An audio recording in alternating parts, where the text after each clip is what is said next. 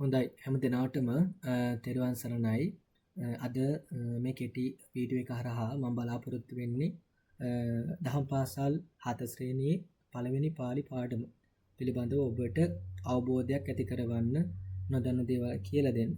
ඒක නිසා සාවධානව මේ වීඩියෝ එක ඔබ අනිවාර්යයෙන්ම නරඹන්න. එතකොට වැඩි කතා නැතුව වැඩි විස්තර නැතුව මම කෙලින්ම පාඩමට යන්නම්. අනිවාර්යයෙන්ම පාලි පන්තිය සෑම සතියකම සතියන්තයේ ඉරිදා දින රාත්‍රී 8 ඉඳන් 9 වෙනකම් පවත්වනවා. අන්‍ය අවස්ථාවට අනිවාර්යයෙන්ම සම්බන්ධ වෙන්න. ඊයේ සවස් කාලේ එහෙම නැත්නම් මම ලින්ක් එකක් දැම්මා පන්තිය තියනවා කියලා. ඉතින් රාත්‍රී කාලේ අපිට පන්තිය තියන්න බැරි වුණා ඇතුළේ සිග්නල් තත්ත්වයක් නිසා. නමුත් මින් ඉදිරියට හැමදාම මේ වෙලාවටම පැවැත්වෙනවා. ඉතින් ඊයේ පන්තිය තියන්න බැරි වුණ හින්දා අද මේ රෙකෝඩින් එක ඔබට දාන්නේ. අනිවාර්යයෙන්ම රෙකෝඩින් එක නරඹලා මේ පාලි පාඩමට අදාළ පැවරුම් සිද්ධ කර ගෲප් එකට යොමු කරන්න කියලා බොහෝම ගෞරවයෙන් මතක් කරනවා. එතකොට දැන් දහම් පාසල් මේ 7 වෙනි ශ්‍රේණියේ පළවෙනි පාඩමේ මාතෘකාව පාලි අක්ෂර මාලාව හැඳිනගනිමු. දැන් මේක තියෙනවා පාලි භාෂාවේ අකුරු 41කි. ඒවා ස්වර හා ව්‍යංජන යනුවෙන් ප්‍රධාන කොටස් දෙකකට බෙදේ. දැන් සාමාන්‍යයෙන් සිංහල භාෂාව ගත්තහම අක්ෂර 60කට කිට්ටු වෙන්න තියෙනවා. ඊළඟට සංස්කෘත භාෂාව අක්ෂර 49ක් තියෙනවා. ওই විදිහට ගොඩාක් අපි දන්න කියන භාෂාවල අක්ෂර ප්‍රමාණය වැඩි නේද? නමුත් පාලි භාෂාවේ අඩුයි. අකුරු 41යි තියෙන්නේ. මතක් කර එහෙම නැත්නම් මතක තියාගන්න ගොඩාක්ම ලේසිනේ. දැන් බලන්න මෙතන වැදගත් කාරණයක් කියනවා. ඒ අකුරු 41 ස්වර සහ ව්‍යංජන කියලා කොටස් දෙකකට බෙදෙනවලු. දැන් සිංහල භාෂාවෙත් මේ බෙදීම දකින්න පුළුවන්.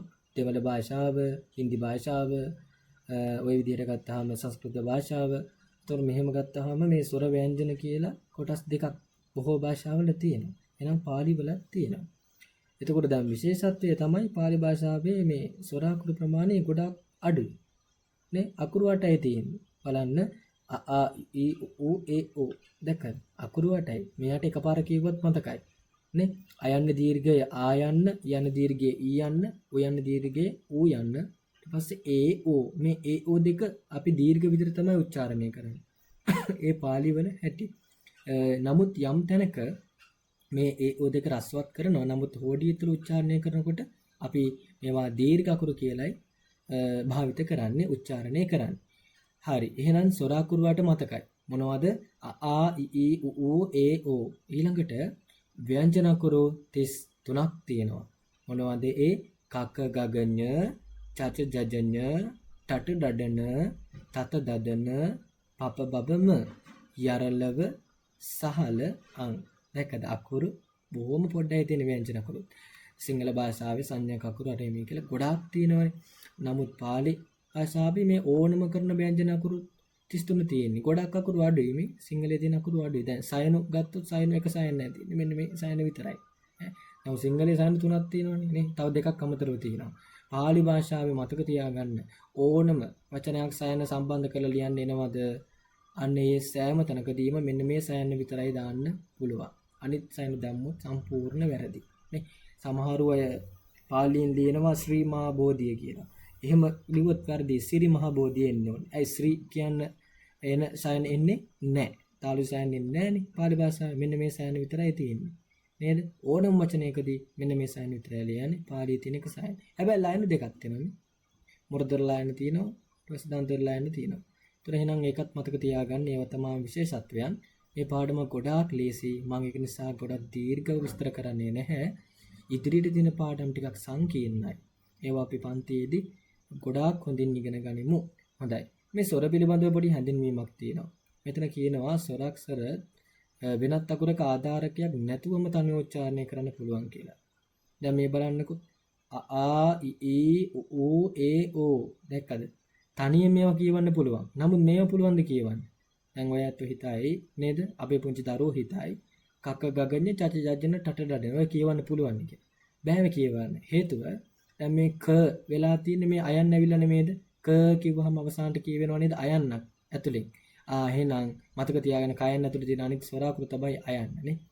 මේ සෑම ව්‍යංජනයක්ම හල් වෙලා තියෙන. ඒ විදිහට අල්ටයන් ඒ විදිහට හැම අකුරක්ම අල්. එතකොට හල් ස්වරූපයෙන් තියෙන්නේ. අන්න ඒ හල් අකුරට එකතු වුණා ක හැදුනා මේ ගායනටත් එහෙම අල් ගායනට එකතු වෙලා තමයි ග හැදලා තියෙන්නේ. ඊට පස්සේ අල් ඡයන්නට එකතු වෙලා තමයි ච තියෙන්නේ. මේ ඔක්කොටම අගට එකතු වෙලා නිසා තමයි මෙහෙම තියෙන්නේ. ඒ නම් මතක තියාගන්න ස්වරාක්ෂර වලට විතරයි තනි උච්චාරණය වෙන්න පුළුවන්. ආ ඊ ඌ ඒ ඕ කියලා. නමුත් ව්‍යංජන අකුර වලට එහෙම තනියෙන් උච්චාරණය වෙන්න බෑ. උච්චාරණය කරන්න බෑ.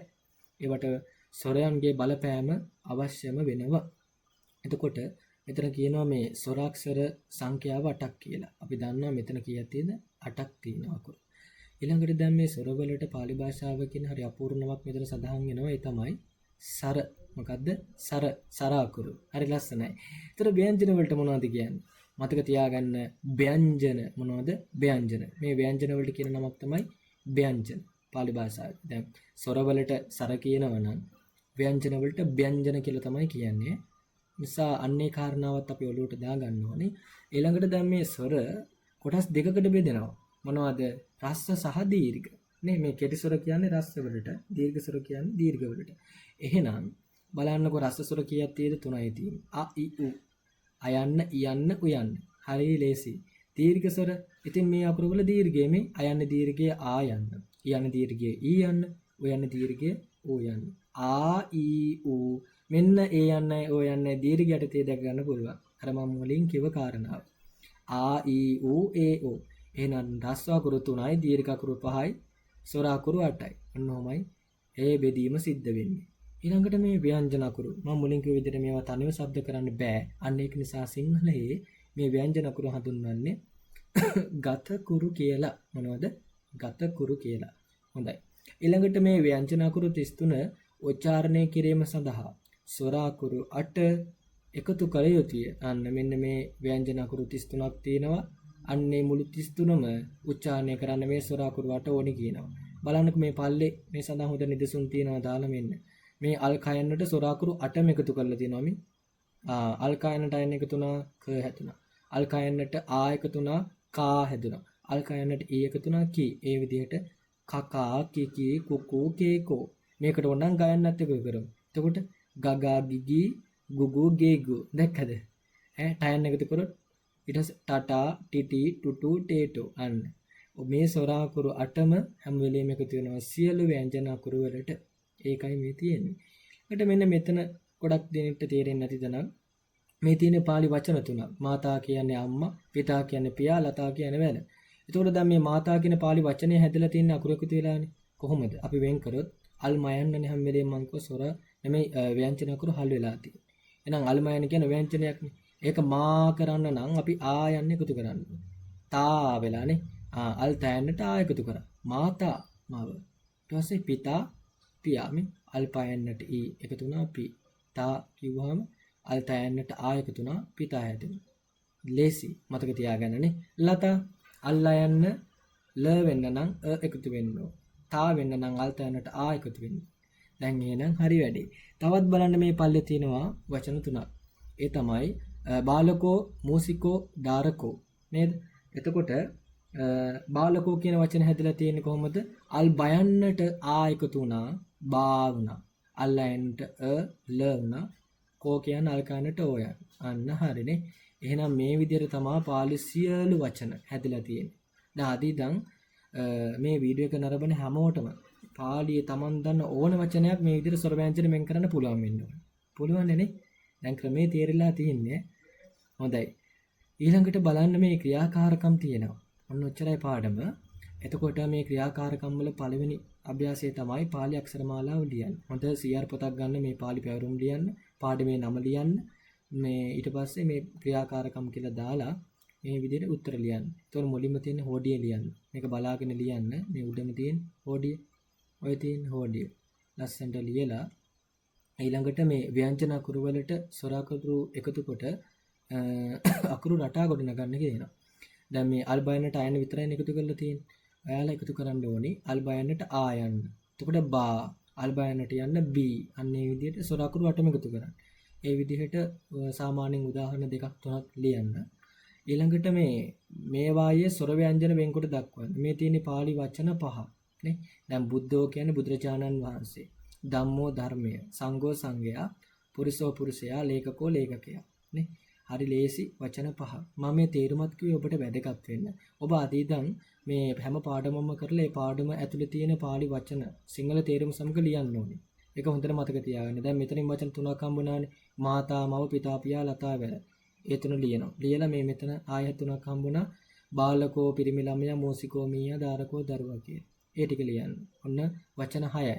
දැන් මෙතන 5යි 11යි. නේ බුද්ධෝ, බුදුරජාණන් වහන්සේ, ධම්මෝ ධර්මය, සංඝෝ සංඝයා, පුරුෂෝ පුරුෂයා, ලේකකෝ ලේකකයා. ඒ ටික ලියන්න. ඉතින් වචන 12ක් 13ක් නිකම්ම අද පාඩම් කරගෙන සතුටින් මේ පාළි අධ්‍යයනය කරන්න පුළුවන් නේ. මේ විදිහට එදිනෙදා දෙන වැඩ එදාම ඉවර කරන්න. පාඩමේ තියෙන මේ වැදගත් වචන ලියාගෙන පාඩම් කරන්න කියලා ගෞරවයෙන් මතක් කරනවා. ළඟට මේක නම් මම කියලා දෙන්නේ නැහැ. හිස්තැන් පුරවන්න තියෙන්නේ ගොඩක් ලේසි. මේ අල් බයන්නට එකතු වෙලා බ හැදලා තියෙනවා. එහෙනම් මේ හිස්තැනට එන්න ඕනේ මොකද්ද? ඒක විතරක් කියන්න. අල් බයන්න ටී එක තුන එහෙනම් එන්න ඕනේ බි කියලානේ. බියන්න. ආන් ඒ විදිහට මේකත් කරන්න එච්චරයි. එහෙනම් මේ පැවරුම් ටික අනිවාර්යයෙන්ම කරලා group එකට දාන්න. මේ වීඩියෝ එක ඔබට තේරෙනකම්ම නරඹන්න. ඉතින් හරිම කෙටියට මේ වීඩියෝ එක මම සිද්ධ කරේ. එහෙනම් ඔබට ගොඩාක්ම ස්තුතියි. තෙරුවන් සරණයි. අනිවාර්යයෙන්ම මේ පාඩමට අදාළ පැවරුම් සිද්ධ කරලා group එකට දාන්න. මම ඒ සියල්ලක්ම බලලා අඩුපාඩු තියෙනවා නම් ඒවා සඳහන් කරන්න බලාපොරොත්තුෙන් ඉන්නවා. හොඳයි. ඔබට තෙරුවන් සරණයි.